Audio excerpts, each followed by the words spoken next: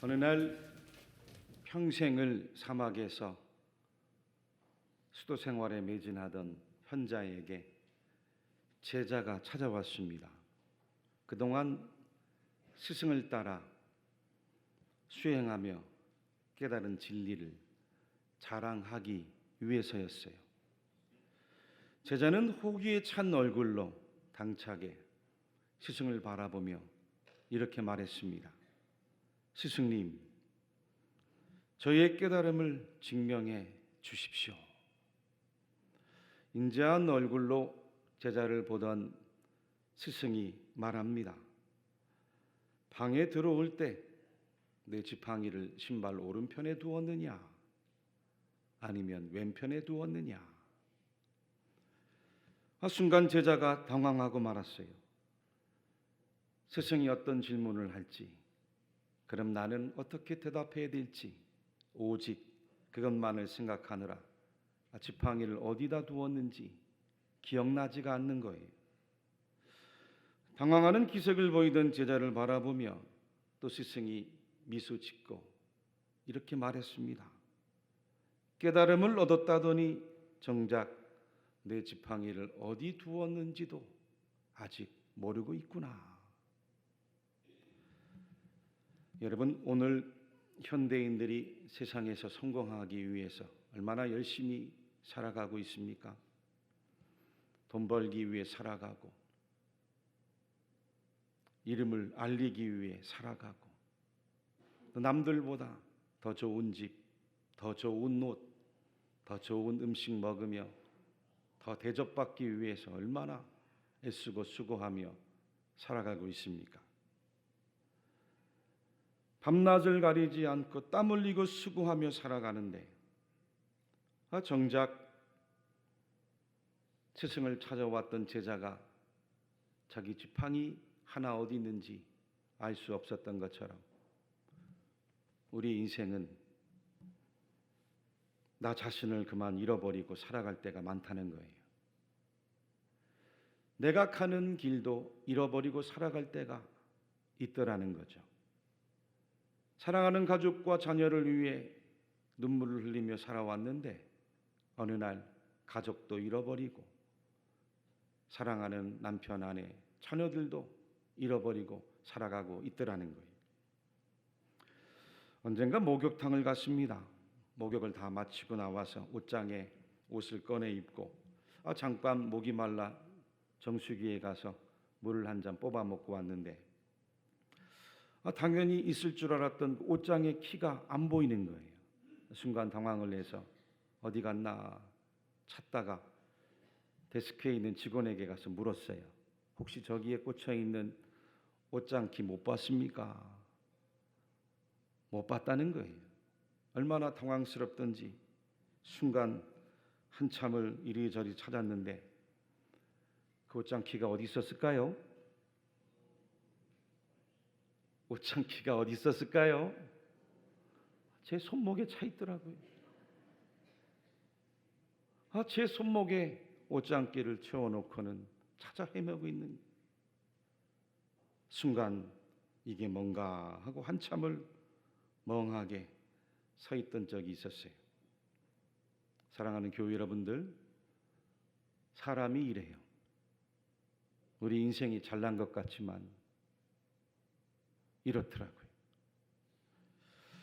오늘 우리가 함께 읽은 성경 본문 6절에도 그러므로 우리는 다른 이들과 같이 자지 말고 오직 깨어 정신을 차릴지라 말씀을 하고 주고 계세요. 깨어서 정신을 차리라는 것은 반대로 당시 성도들 가운데도 깨어 있지 못하고 정신을 차리지 못하고 삶을 살아가고 신앙생활하는 성도들이 많이 있었다는 겁니다. 근데 여러분, 당시뿐이겠습니까? 지금도 마찬가지죠. 지금도 마찬가지. 예수를 믿는다고는 하지만 오직 돈 버는 일에만 취해 있고 세상 향락에만 정신이 팔려서 취해 있고 명예와 정욕만을 탐하고 구하는 곳에 취해서 내 삶을 살아가는 이들도 있지 않습니까? 또 어떤 분들은 내 앞길에 대한 염려와 걱정, 근심 때문에 늘 불안하고 두려워하고 전전긍긍하면서 취해 살아가는 분들도 있어요. 또 그런가 하면 어떤 분들은 남들을 향한 원망과 불평, 미움, 시기, 질투, 분노, 혈기에 휩싸여서 교만함에 휩싸여서 죄에 취해 잠들어가는 분들도 얼마든지 있습니다. 바쁘고 분주한 세상 일로 취해서 영적으로는 깊이 잠들고 살아가는 성도들이 오늘의 시대에도 있더라는 거예요.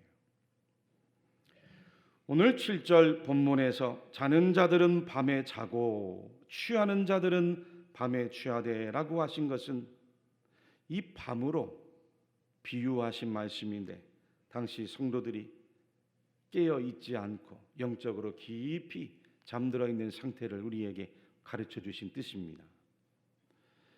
우리가 예수를 믿고 신앙생활 한다는 건 그동안의 육신의 삶에서 이제는 영적인 삶으로 깨어난다는 의미입니다. 할렐루야. 할렐루야.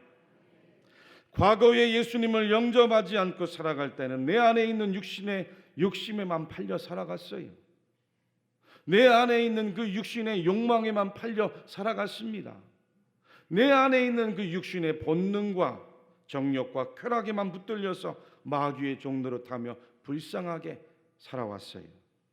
하지만 이제 예수님 믿고 성령님이 우리 안에 내주하시면서부터 잠들고 죽었던 내 영이 다시 살아나고 다시 깨어난 줄로 믿으시길 바랍니다. 그래서 우리 예수님도 제자들에게 이렇게 말씀하셨죠. 깨어 있으라. 너희는 그날과 그때를 알지 못하느니라. 깨어 있으라. 내가 너희에게 하는 이 말은 모든 사람에게 하는 말이니라. 시험에 들지 않게 깨어 있어 기도하라. 마음에는 원이로되 육신이 약하도다.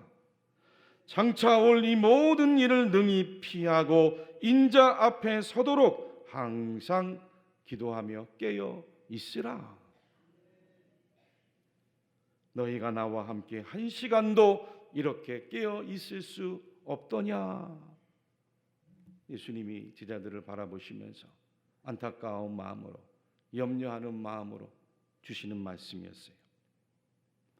이 주님의 말씀에 권면을 받았던 제자들과 또 사도 바울도 나중에 성령 충만, 은혜 충만, 능력 충만 받고는 복음을 전하며 초대교회 성도들에게 똑같이 말씀을 전하는 거예요.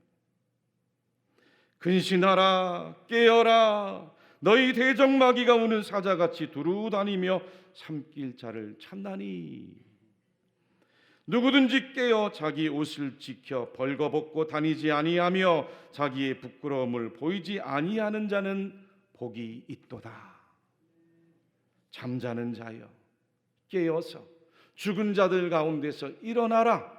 그리스도께서 너희에게 비추이시리라 하셨느니라. 아멘. 기도를 계속하고 기도에 감사함으로 깨어 있으라.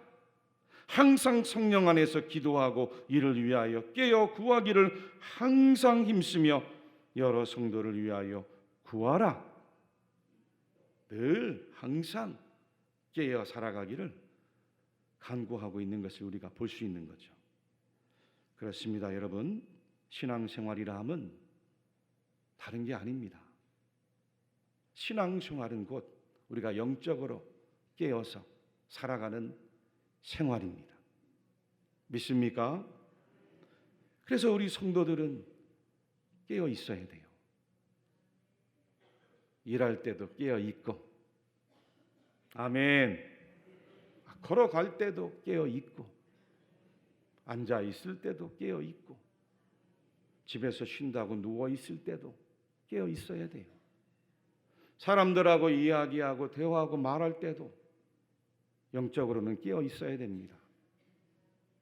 운전할 때도 얼마나 우리가 잘 영적으로 깨어 있어야 됩니까? 요즘에 세상이 하도 희한하게 돌아가서 별 이상한 사람들이 운전하면서 얼마나 무서운 흉기로 도로를 지배하고 있는지 알 수 없습니다. 믿는 사람들은 깨어서 기도하며 운전대를 붙잡아야죠. 그래야 방어 운전도 됩니다. 음식 먹을 때도 깨어 있어야 됩니다. 그래야 음식 앞에 감사하고 음식을 조절할 수 있고, 특별히 요즘 현대인들 핸드폰을 가지고 뭔가를 검색할 때도 깨어 있어야 돼요. 그래야 볼 건 보고 안 봐야 될 건 안 보고 시간도 절제하면서 하나님 앞에 영적인 생활을 할 수가 있는 거예요. 우리 마음이 세상 앞에서 함몰되거나 빼앗기지 않도록 깨어 있지 않으면 우리가 도저히 절제를 할 수가 없기 때문이에요. 여러분, 교회 안에서 봉사할 때도 깨어 있어야 됩니다. 성령 안에 늘 영적으로 깨어서 예배 드릴 때도, 찬송을 부를 때도, 기도할 때도, 봉사할 때도 깨어 있지 않으면 우리의 봉사가 하나님의 뜻과는 아무런 상관없는 그저 내 육신의 모양으로 흘러가고 공허해질 뿐인 거예요.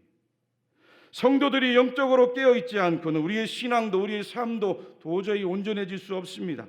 깨어있지 않고는 우리의 인생에 아무런 열매나 변화가 없이 그저 종교적인 행위로, 율법적인 행위로 흘러가고 마는 거예요.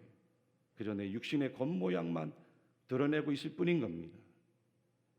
그래서 예수님이 마태복음 7장에 다음과 같은 아주 무서운 책망도 해주셨어요. 마태복음 7장 21절과 23절 말씀도 같이 한번 읽어보겠습니다. 시작.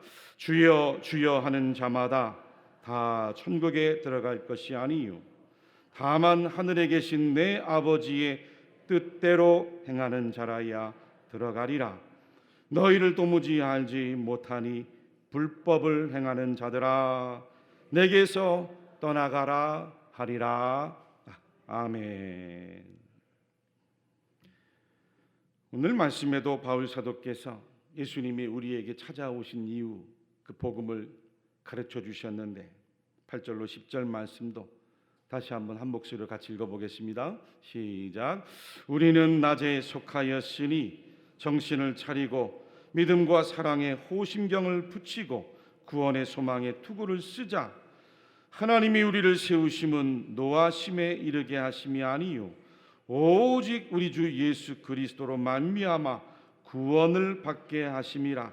예수께서 우리를 위하여 죽으사 우리로 하여금 깨어 있든지 자든지 자기와 함께 살게 하려 하셨느니라.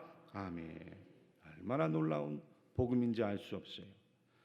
예수님이 우리 안에 오시고 믿음과 소망과 사랑의 구원을 주신 까닭도 여러분들이 이제는 어둠의 일은 다 벗고 낮과 같은 밝은 빛의 삶을 깨워서 예수님과 함께 살자는 뜻이었어요. 할렐루야.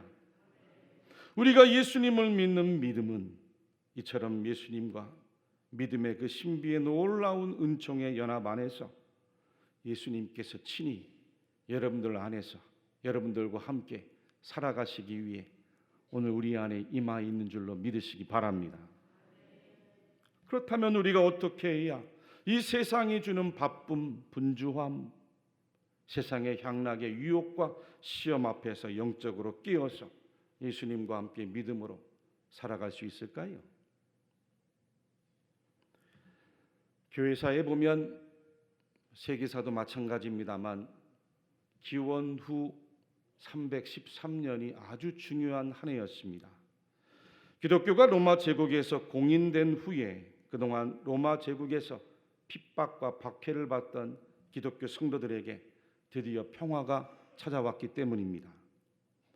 평화가 찾아왔을 뿐만 아니라 로마 제국의 기독교가 국교로 승인이 되니까 이제는 교회와 또 정치가 하나가 되는 종교가 일치되면서 교회가 세상을 향하여 힘을 발휘하기 시작했어요. 이제는 로마 정부에서 출세를 하고 높은 고위 공직에 들어가기 위해서라도 사람들이 교회 나와야 되는 거예요. 그러다 보니까 그 중에 어떤 사람들은 거짓으로 신앙 고백을 하고 거짓으로 세례를 받고 성도들과 성직자들 사이에서도 로마 제국이 주는 그 달콤한 지위와 직위 그리고 물질 때문에 타락해 가기 시작하는 거예요. 이렇게 교회가 세속화되어 가는 모습이 너무 싫어서 박해 때에 붉은 피를 흘렸던 성도들이 다시 사막으로 광야로 나아가기 시작했습니다. 박해 때 피를 흘렸던 적색 순교에서 속세를 등지고 사막으로 광야로 나가서 오직 말씀대로 살고 오직 예수 그리스도 복음을 따라 살아가기로 헌신하는 이제는 적색 순교가 아니라 백색 순교를 각오한 거죠. 4세기에서 5세기경 이러한 분들을 가리켜서 교회사에서는 사막의 은둔자 혹은 사막의 수도자라 불리운 우리 믿음의 선배들이 참 많이 있었습니다. 근데 여러분 놀라운 건 그렇게 속세와 단절을 하고 오직 말씀, 오직 믿음, 오직 예수 그리스도 헌신하고 따라 살기로 사막으로 나오고 광야로 나왔음에도 불구하고 거기 가서도 그 아무것도 없는 황량한 사막 광야에 가서도 영적으로 깨어 살아가기가 너무나 힘들다는 것을 발견했어요. 기도하는데 사람의 마음이 간사해서 끊임없이 악한 생각이 아래로부터 올라오는 거예요. 예수님을 따르자고 함께 경건하게 신앙생활하기로 하고 공동체를 이루었는데 그 공동체 안에서 서로가 서로를 바라보며 또 판단하고 또 정죄하고 또 미워하고 시기하면서 분심이 일어나고 잡념이 일어나는 세상의 여러 유혹의 죄된 생각이 영적으로 깨어있지 못하도록 괴롭히더라는 거예요. 할렐루야, 할렐루야. 우리도 그렇지 않습니까? 여러분 기도하려고 무릎을 꿇고 엎드리면 기도가 바로 됩니까? 기도하려고 앉으면 온갖 생각들이 얼마나 많이 지나가요. 그때 어느 이름 모를 한 사막의 교부가 예수님의 이름을 부르고 예수님의 이름을 간절히 의지하는 예수 기도, 예수님 기도라는 기도를 실천하면서 성도들이 영적으로 깨어 살아가도록 도울 수 있는 아주 훌륭한 기도의 전통을 지금까지 우리에게 전수해 내려주고 있어요. 예수 기도. 어떤 기도일까요? 한번 따라해 봅시다. 하나님의 아들 예수 그리스도시여, 하나님의 아들 예수 그리스도시여, 나를 불쌍히 여기소서. 한번 저처럼 한번 해보세요. 가슴을 치면서 나를 불쌍히 여기소서, 나를 불쌍히 여기소서. 하나님의 아들 예수 그리스도시여, 나를 불쌍히 여기소서.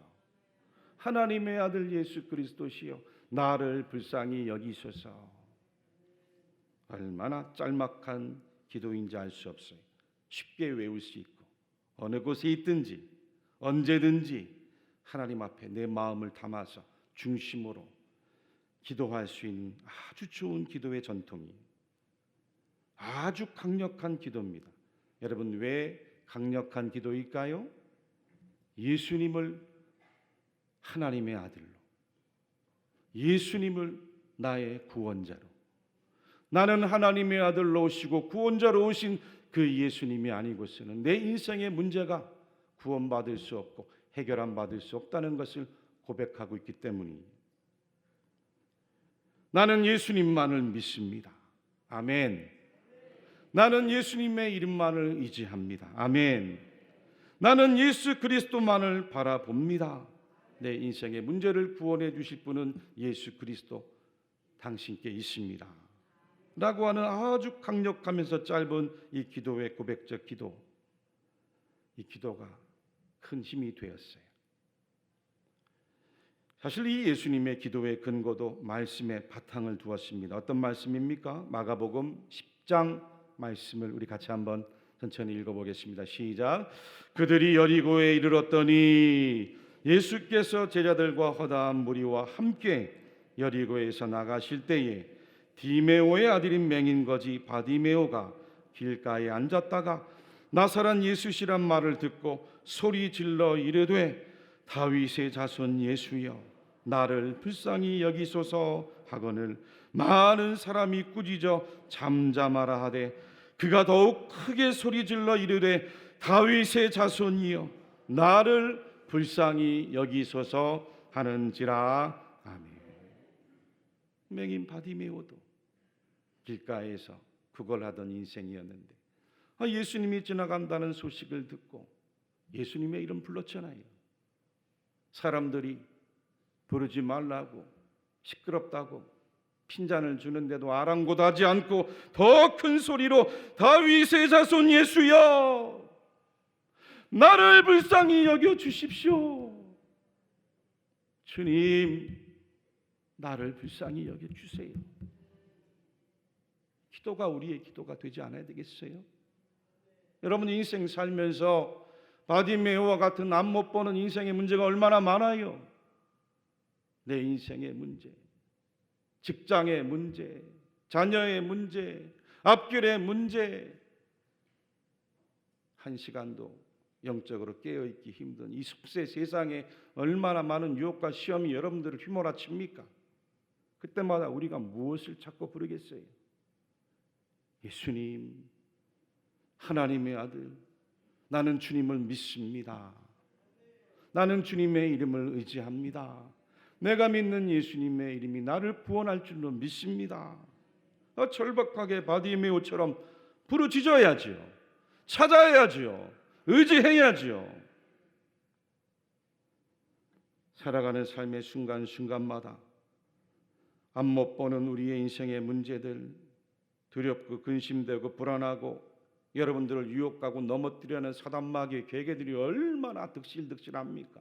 우는 사자와 같이 삼킬자를 찾는다고 하는데 영적으로 깨어있지 않고 어떻게 우리가 신앙의 삶을 살아가려고 해요? 그래서 이 정도 순간순간 기도가 집중이 잘 안 될 때나 뭔가 일에 염려가 있을 때에 이 짧지만 강력한 예수님의 이름을 의지하는 기도를 자주 합니다. 기도하려고 앉으실 때도 기도가 집중되기 전까지는 예수님의 기도를, 예수의 기도를 같이 외우면서 기도하고. 어제도 이발소에 갔는데 미리 와서 대기하는 분들이 꽤 있더라고요. 무려 1시간을 기다렸어요. 시간이 아까운데 이거를 계속 기다려야 되나, 나와야 되나, 앉아있는데 마음이 불편해지는 거예요. 어제 교회에 있었던 일 때문에 신경도 쓰이고 영적으로 제 의식이 분산되고 흐트러지는 것 같아서 그 짧은 순간에도 거기에 앉아서 눈을 감고 하나님의 아들 예수 그리스도시여 주님, 제 마음이 흔들립니다. 저를 붙잡아 주십시오. 불쌍한 이 종을 붙잡아 주십시오. 제 마음을 붙잡아 주십시오. 예수 기도로 예수님의 이름을 의지하며 기도하니까 다시 종의 마음에 평정심이 찾아오고 영적으로 깨어서 제 안에 흘러가는 의식의 흐름을 잘 살피게 되더라는 거예요. 성령의 눈길로 잘 살피게 되더라는 거예요. 할렐루야, 할렐루야. 여러분, 우리의 신앙은 곧 삶입니다. 우리가 예수님을 믿는 건 실제이고 예수님의 실존이 여러분들 안에 현존임을 믿으십시오. 오늘 본문 9절에서 바울 사도도 데살로니가 교우들에게 이렇게 말씀을 전했습니다. 다시 한번 저 말씀을 함께 읽겠습니다. 하나님이 우리를 세우심은 노하심에 이르게 하심이 아니요 오직 우리 주 예수 그리스도로 말미암아 구원을 받게 하심이라. 아멘.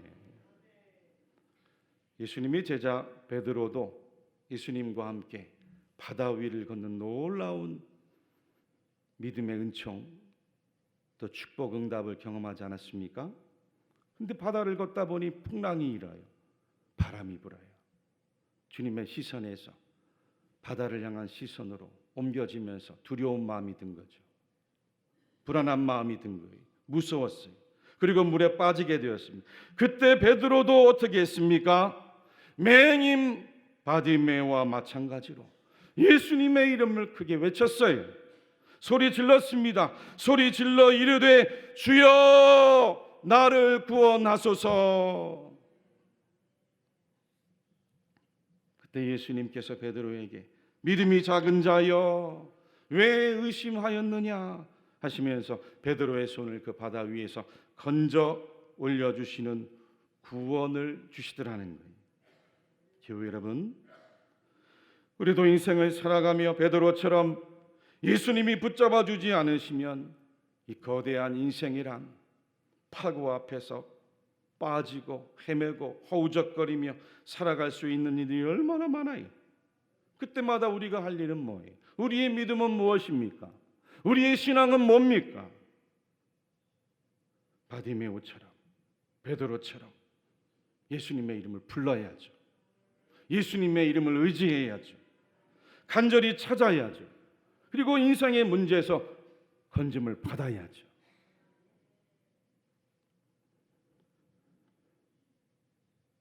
오늘 우리 교회가 창립 121주년을 맞이하고 있어요. 얼마나 감사한 일입니까? 교회 연수가 중요합니까? 하나님은 교회 연수를 보시는 분이 아니에요. 오늘도 깨어있는 교회, 깨어있는 성도, 말씀으로 기도하며 예배드리면서 깨어있는 성도, 봉사하며 하나님 앞에 나와 깨어있는 성도, 찬송을 부르며 깨어있고 복음을 전하며 깨어있고 오늘도 성령 안에서 깨어있는 교회와 성도들을 찾으시는 하나님이신 줄로 믿습니다. 하나님이 여러분에게 주신 하나님의 꿈 비전, 내 인생에 걸어온 내 인생의 막대기 지팡이, 그것도 깨어 있어야 발견하고 포착을 하죠. 대구 칠곡의 성도들은 슬기로운 다섯 처녀와 같이 성령의 등불의 기름을 환하게 밝히고 살아갈 수 있기를 축복합니다. 주님이 여러분들과 함께 하시려고 이 땅에 오셨어요. 생애를 살아가셨어요. 오늘도 주님의 이름을 부르고 예수 기도를 순간순간마다 기도하면서 여러분들이 평생을 영적으로 깨어 살아가시는 성도들이 되시기를 주님의 이름으로 간절히 축원합니다. 축원합니다. 축원합니다.